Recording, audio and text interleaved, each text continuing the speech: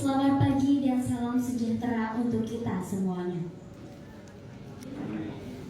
Puji dan syukur kita panjatkan kepada Tuhan atas rahmat-Nya kita diberikan kesempatan untuk dapat berkumpul di aula. Adapun tertib acara pada hari ini dalam acara Parade Kampus SMA Negeri 1 Lubuk Pakam.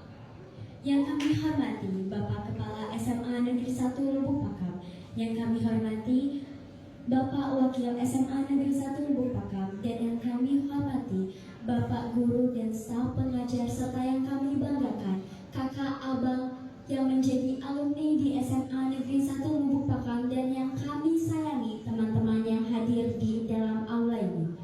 Sekali lagi, adapun tertib acara pada hari ini: 1. Pembukaan oleh protokol, yaitu saya Alia Rahma beserta rekan saya Sherin Agatha Ginting. 2. Doa yang dibawakan oleh Muhammad Syahril Purba. 3. Menyanyikan lagu Indonesia Raya yang dipandu oleh Richard Gilbert. Selanjutnya, kata sambutan oleh Bapak Kepala Sekolah SMA Negeri 1 Lubuk Pakam, Bapak Fazli Irwan SPD MSI. 5. Acara utama yaitu Parade Kampus oleh para alumni SMA Negeri 1 dengan urutan 1 Riana dari Universitas Indonesia. 2. Nabila dari Universitas Islam Negeri Malang. 3. Oleh Tirhaya dari Universitas Airlangga. 4. Nicholas dari Universitas Brawijaya. Selanjutnya oleh Kak Citra. Selanjutnya Gilang dari Institut Teknologi Bandung. Dan yang ketujuh oleh Rifki Akmal dari Universitas Gadjah Mada. Ferencia dari Universitas Diponegoro. Kita masuk ke acara yang kedua, yaitu doa yang dipandu oleh Muhammad Syahril Purba. Kepada Muhammad Syahril Purba kami persilahkan dengan hormat.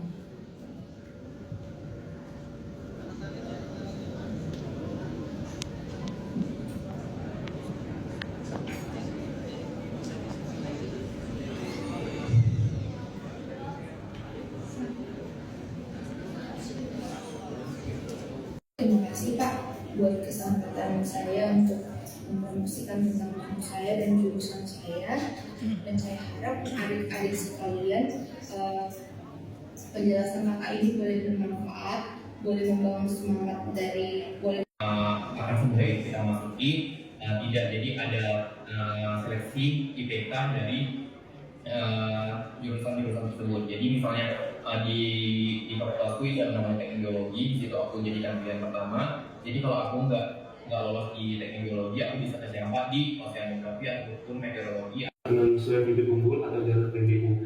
Untuk jalur PBU sendiri itu ada 3. Jalur PBU untuk calon mahasiswa kurang mampu, jalur PBU untuk mahasiswa berprestasi, dan juga jalur PBU untuk calon mahasiswa yang berada di daerah 3T. Nah, mungkin fokus pembahasan kita kali ini ada di SNBP, karena teman-teman mungkin prepare-nya sekarang itu di SNBP.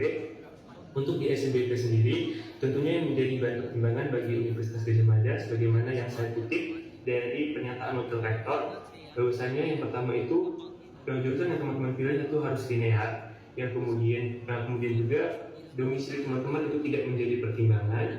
Kemudian juga terkait dengan KIPK, apabila teman-teman mengikuti KIPK, apa suara saya kedengaran di situ?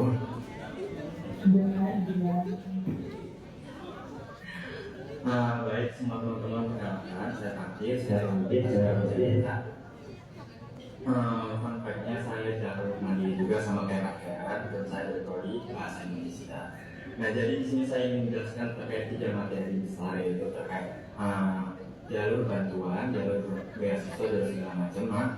Kemudian yang kedua saya akan menjelaskan terkait fasilitas UB. Nah, yang ketiga saya akan menjelaskan lingkungan UB itu bagaimana. Seperti itu.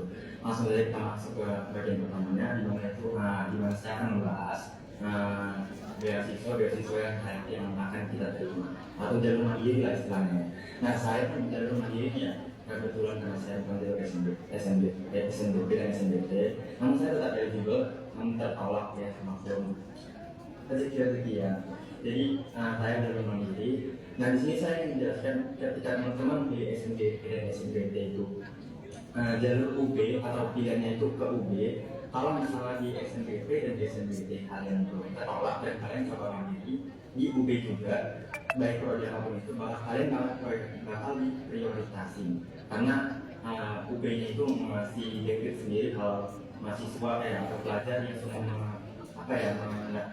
ke UB maupun namun tetap tertolak akan tetap diberi prioritas sendiri terkait kelulusannya di jalur mandiri. Nah, jangan takut, mandiri UB itu sangat murah banget. Jadi karena saya sendiri dari jalur mandiri UB, saya dapat bantuan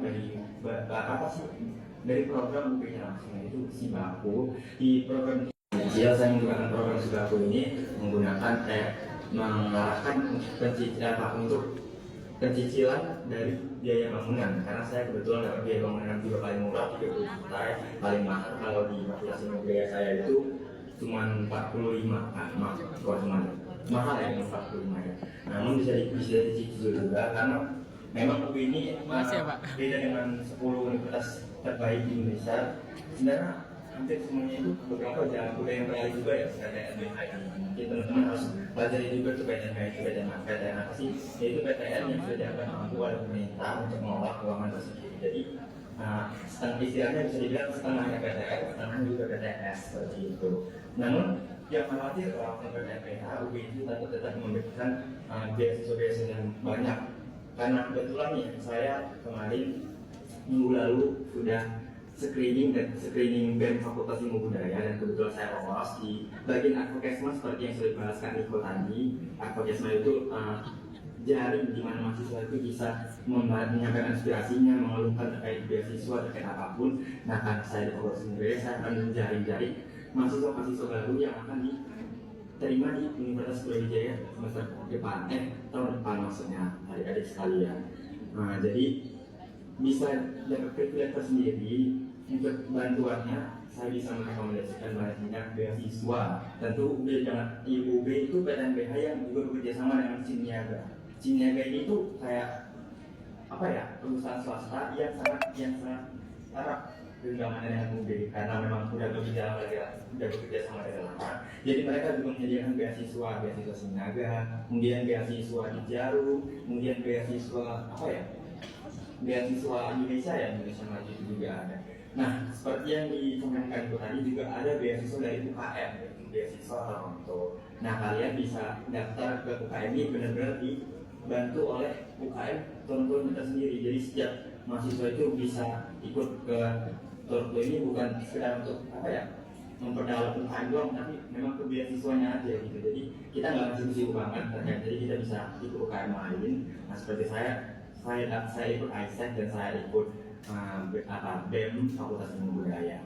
Masuk ke materi yang kedua, lingkungan UB itu bagaimana sih? Lingkungan UB itu murah-murah banget.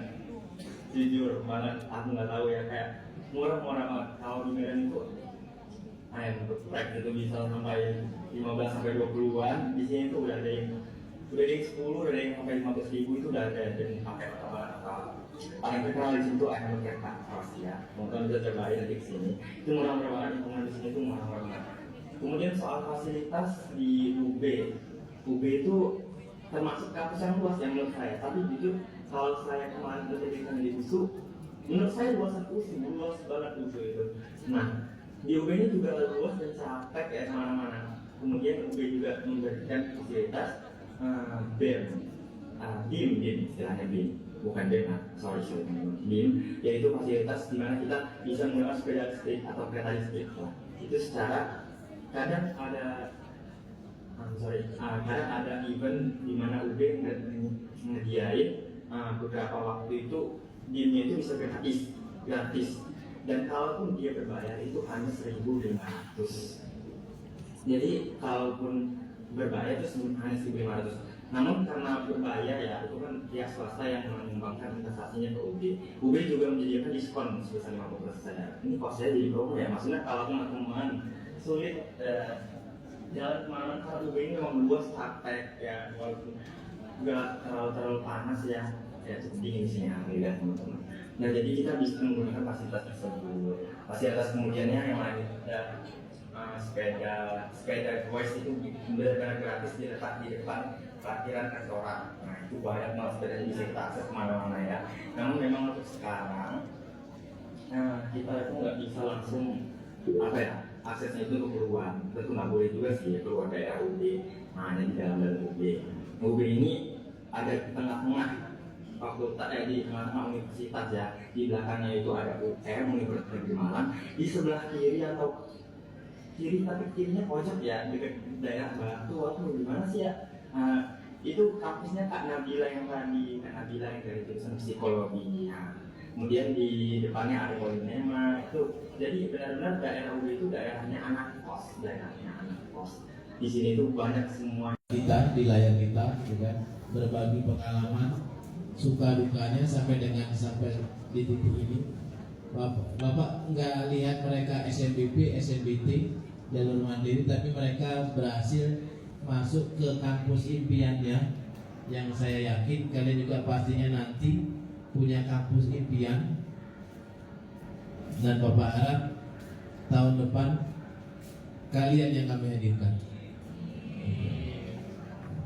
Bapak harap nanti ada beberapa orang yang Bapak tampilkan di layar, adik-adiknya yang ingat. Kegiatan kita ini seyogianya kita laksanakan nanti ketika kakak-kakak kelas kalian, alumni, pulang kampung, pulang dari Jawa, mungkin Januari, ya, kita hadirkan pakai alma mater, kita di lapangan semuanya, baik yang di Sumatera, di Jawa atau yang pokoknya di luar Sumatera Utara, kita hadirkan, kita coba hadirkan, mengenang masa lalu sambil berbagi pengalaman untuk kalian semuanya, kelas 12, 11, 10. Terima kasih pada seluruh alumni yang sudah bisa berbagi. Ternyata banyak hal yang kita nggak tahu tentang UB, tentang UI, tentang ITB, tentang UGM, tentang Erlangga, Universitas Erlangga dan seterusnya. Ini belum semua, ini belum semuanya bercerita karena durasi kita juga cukup lama tadi ya. Tapi Bapak yakin ini punya efek yang besar untuk kalian. Karena kalau kita cerita didengar di internet dan sebagainya, mereka nggak ngerasain. Nah kakak-kakak kalian semua ini yang ngerasain langsung. Bahkan tadi ada Bang Rizky Amal yang UKT-nya sampai sekarang masih subsidi 0 ya tadi kalau nggak salah. Terus ada Bang Gilang Wijaya yang sudah 0 dapat subsidi lagi 7 juta. Siapa yang nggak mau? Angkat kaki dari sini. Bapak yakin semuanya mau. Kuncinya tadi apa? Jangan gengsi kalau kata Bang Gilang. Kalau kata Citra tadi, jangan lupa usaha dan doa. Harus sesuaikan usahanya dan doanya. Ibadahnya jangan berkurang. Jangan maunya nilai 10 tapi usahanya cuma 1. Doanya cuma 1. Karena manusia hanya bisa berusaha, toh yang menentukan Allah, Tuhan Yang Maha Esa. Itu kan? Dan Bapak harap ini kegiatan terus berlanjut ya. Terima kasih sekali lagi pada semuanya yang masih bisa bertahan walaupun ada yang ngantuk sampai tertidur-tidur. Tetapi Bapak yakin sampai tidak sadar dia. Siapa itu sadar dia? Gak apa-apa lah, mungkin dia lelah. Tapi yakinlah apa yang kita sampaikan hari ini mudah-mudahan bermanfaat. Makanya saya sampaikan tadi kalau kira-kira ini nggak ada manfaatnya boleh keluar. Banyak ya, bapaknya nggak tahu tuh ternyata di UB tadi ada yang UKT-nya cuma 3,5 juta tadi. Pak Dir bilang ya kan, walaupun sumbangannya agak banyak, tapi ternyata UKT-nya murah. Kita berpikir kalau udah mandiri UKT-nya mahal, ternyata enggak kan gitu kan. Mudah-mudahan apa yang kita lakukan hari ini memberi dampak yang positif ke seluruhnya, ke alumni juga supaya tetap mencintai alma maternya, mencintai SMA Negeri 1 Lubuk Pakam. Silakan singgah kalau pulang kampung, nanti kita upayakan ya mereka hadir di tengah-tengah kita dengan bawa alma maternya, kalau perlu bawa bendera kampus masing-masing, kayaknya seru nih. Iya kan? Setuju kan nih? Setuju ya? Nah, siapa tahu ada yang mantannya di kelas 10. Demikian dari saya, mungkin ada yang mau disambung. Ilham, dipersilakan. Baik. Baik, terima kasih kepada Pak Lili Subagio. Baik. Pertama, saya akan hanya menambahkan sedikit dari apa yang sudah disampaikan oleh Pak Lili Subagio. Yang pertama, kita mengapresiasi sekali dari kata-kata kita ya. Ini mohon maaf untuk alumni yang di ruang virtual terdengar suara saya ya. Boleh kasih emoticon mungkin? Terdengar? Terdengar ya? Oke. Saya sangat mengapresiasi ya, walaupun dari kakak-kakak kita ini, kakak-kakak kalian ini sudah alumni ya, dan tetap kami anggap sebagai anak-anak kami gitu ya, yang sekarang sudah menjadi mahasiswa-mahasiswi hebat dari SMA Negeri 1 Lubuk Pakam. Dan tidak menutup kemungkinan kalian yang sekarang berada di ruangan ini ataupun yang di ruang virtual bisa mengikuti jejak dari kakak-kakak kalian untuk melanjut ke perguruan tinggi impian kalian masing-masing, begitu ya. Saya akan sebutkan lagi deh ya, saya sangat mengapresiasi dari Kak Riana dari Universitas Indonesia. Terima kasih banyak Kak Riana ya. Kemudian ada Kak Nabila dari UIN Malang, ada Bang Rifki Akmal Universitas Gajah Mada, kemudian Gilang Wijaya dari ITB ya. Kemudian ada Nicholas Antonio Huta Barat Universitas Brawijaya. Kemudian ada Bang Efraim Sehotan Universitas Udayana, Ferencia Universitas Diponegoro, Darmawan dari Universitas Diponegoro juga, dan Rizky Politeknik Negeri Medan. Tadi ada yang di USU ya Pak ya. Siapa? Kakak kamu Kak Citra dari Universitas Sumatera Utara. Nah, ini merupakan sebuah terobosan baru barangkali bagi kita, karena ini adalah sejarah pertama yang tujuannya adalah untuk memfasilitasi kalian semua yang tidak akan lama lagi juga akan mengalami apa yang harus dan akan dialami oleh kakak-kakak kita. Dan kita juga bersyukur dan berterima kasih kepada sekolah, Bapak Kepala Sekolah tentunya yang sudah mensupport kegiatan ini. Kita sangat mengapresiasi, semoga ini nantinya pasti akan berdampak lebih baik ya, berdampak lebih menjadi lebih maksimal lagi ke depannya, mempunyai ada hal yang kalian rasakan menjadi lebih baik untuk diri pribadi kalian di masa yang akan datang tentunya ya. Nah, sekali lagi saya mengucapkan terima kasih banyak kepada para alumni hebat, mahasiswa-mahasiswi yang sudah berkiprah menuntut ilmu, melanjutkan jenjang pendidikan di berbagai universitas baik yang di Sumatera Utara maupun di luar Sumatera, dari Pulau Jawa.